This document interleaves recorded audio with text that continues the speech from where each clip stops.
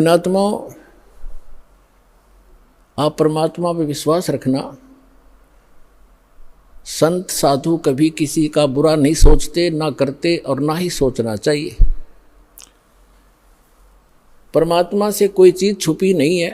यदि हम भगवान से डरने वाले हैं और हम परमात्मा, कबीर जी को परमात्मा मानते हैं, तो भगवान भगवान वाले काम किया करता है। आपने बहुत शांति रखनी पड़ेगी। मेरी आत्मा गदगद कर दी बच्चों, तुमने साधुता दिखाई।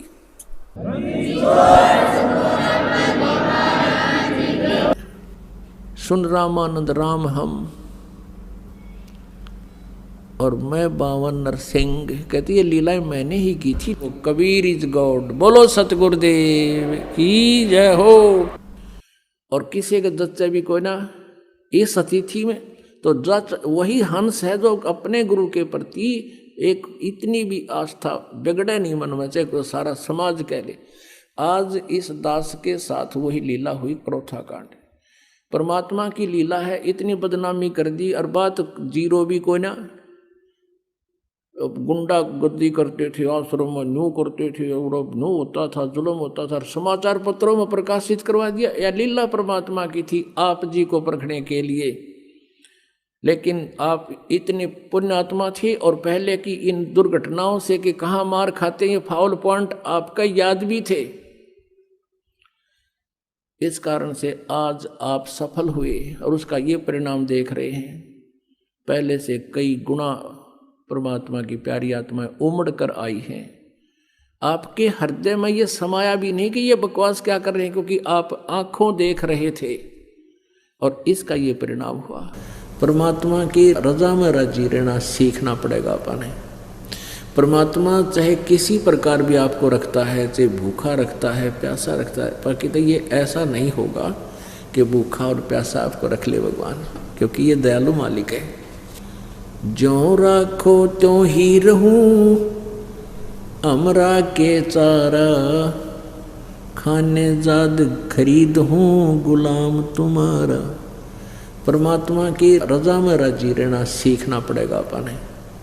परमात्मा चाहे किसी प्रकार भी आपको रखता है, चाहे भूखा रखता है, प्यासा रखता है, पर कहते ये ऐसा नहीं होगा कि भूखा और प्यासा आपको रख ले भगवान, क्योंकि ये दयालु मालिक है। उसके बच्चे जो सही भक्ति पर लग रहे हैं वो भूखे प्यासे नहीं रह सकते हैं। उनके परमात्मा को नींद नहीं आओ। फिर भी परमात्मा हमें याद दिलाना चाहते हैं। हम डिमांड करते हैं कोई बहुत बड़ी किसी वस्तु की, छोटी वस्तु की, और वो हमें नहीं मिल पा रही है। हम भक्ति साधना भी कर रहे हैं, तो अनजान व्यक्ति जिनको ज्ञान नहीं है वो अपनी सारी भक्ति का, सारे माइंड का जो ना जोर, सारी टेंशन इससे बात पर ला दे कि भगवान यो हो, ये लगा देता है, ये हो जा, मुझे ये वस्तु मिल जा, नौकरी मिल जाए या कोई और वस्तु मिल जाए। तो सुख प्राप्ति के लिए संत सुखी मन जीती हो। यदि हम किसी वस्तु को पाने का प्रयत्न कर रहे हैं और नहीं मिल रही है, तो ये सोचना चाहिए इसमें कोई हमारी भलाई है। परमात्मा जो करता है वो सही करता है। ये बातें हृदय में समानी पड़ेंगी, ये फार्मूले अपनाने पड़ेंगे इस इक्वेशन को सोल्व करने के लिए, कि परमात्मा जो करता है वो गलत नहीं करता। ठीक है, हमने अनजानों ने चाहे कति गलत लगता हो, क्योंकि हम जीव हैं। एक भक्त ने कथा सुनाई, वैसे भी ये कई जगह लिखा हुआ सर पुस्तकों में, कि एक राजा था और राजा का मंत्री, राजा और राजा का मंत्री, ये दोनों ही पहले धार्मिक लोग होते ही थे। और वो एक स्वाभाविक बात है, जो उच्च पोस्ट प्राप्त होते हैं, राजा होते हैं, ये पिछले जन्मों के भक्ति साधना से ही होते हैं। इनके अंदर भगवान का थोड़ा बहुत डर बना ही रहता है। तो राजा को इतना विश्वास नहीं था प्रभु पे, लेकिन मंत्री जी को, मुख्य जो उसका मंत्री था, महामंत्री, उसको बहुत विश्वास था परमात्मा की एक एक वाणी पे। एक दिन राजा अपने खड्ग की, अपनी तलवार की धार चेक कर रहा था, किसी से बातें कर रहा था और महामंत्री वहाँ खड़ा था।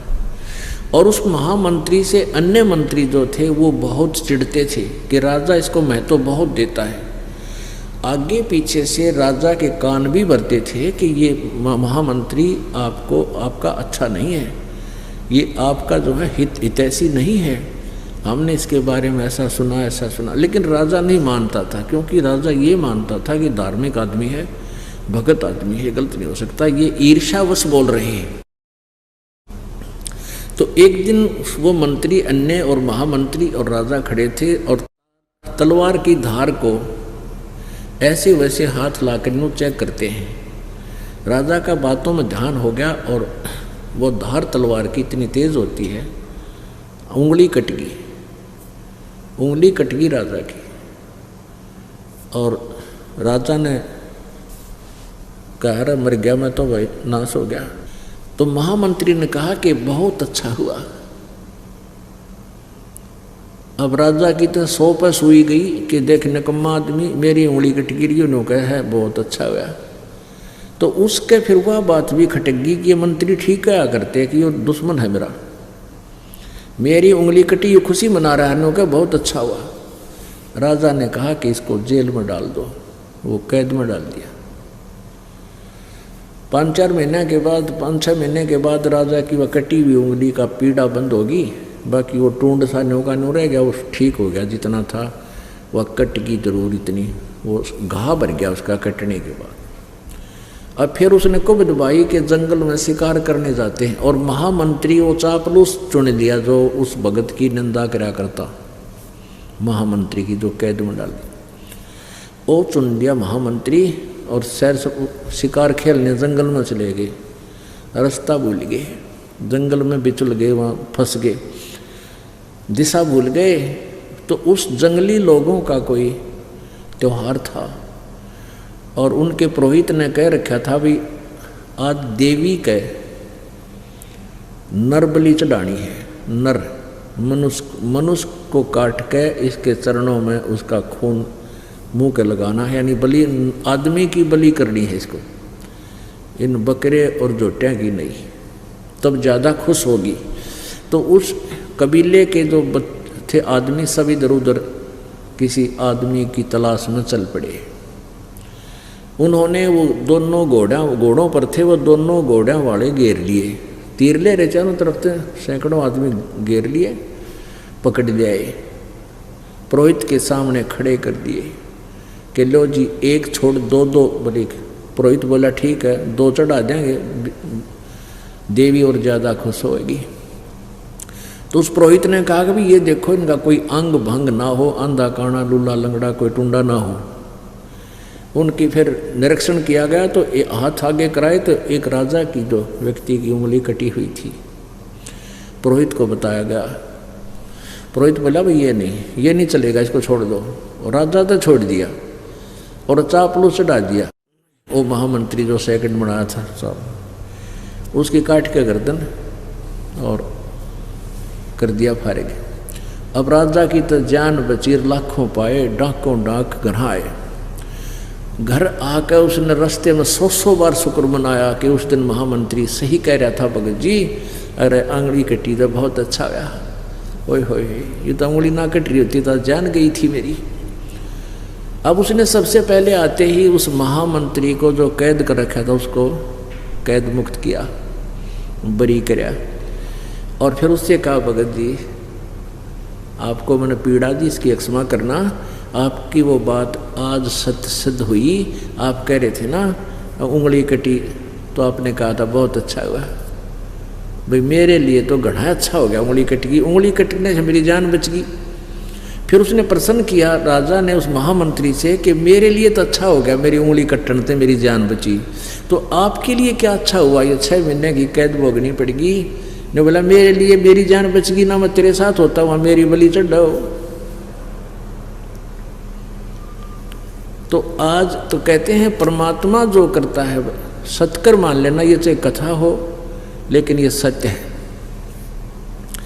हमने इतना विचार करना पड़ेगा इस मार्ग पर अगर कदम रखना है, तब हम 2 कदम चल पाएंगे।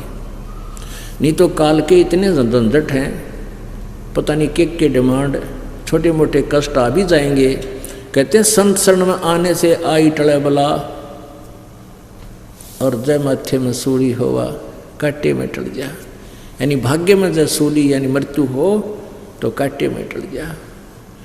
इन बातों पर विचार करके हम परमात्मा के मार्ग पर चल पाएंगे और इसके लाभ न उठाएंगे। तो यहाँ इस प्रकार जैसे आपको कोई हानि भी हो रही है तो न्यो मन जीता जाएगा। कहे कबीर और सब दुखिया, एक संत सुखी मन जीती हो। अब जैसे किसी को छोटी मोटी उकचुक हो भी जाती है, तो आपको जब ज्ञान है इस परमात्मा का, आपने मन जीत रखा है, आप भगवान के इस ज्ञान के आधार से इस मन की परों को काट दोगे कि भगवान जो करता है ये गलत नहीं कर सकता। चाहे आज हमें कितनी हानि होती दिखे है, लेकिन परमात्मा जो कर रहे हमारे हित में है। यदि हम अपने नियम पर धर्म कर्म पर ठीक हैं, और यदि हमने अपना धर्म कर्म में बिगाड़ रखा है, नामखंड कर रखा है, मर्यादा भंग कर दी, तो फिर तो वो हानि स्वाभाविक सही हो रही है आपको। फिर उसमें भगवान का रोल खत्म हो गया, आपकी किस्मत चल रही है। तो इसलिए कहते हैं जब लग हंसा हमरी आना, और काल लगे नहीं तेरा बाना।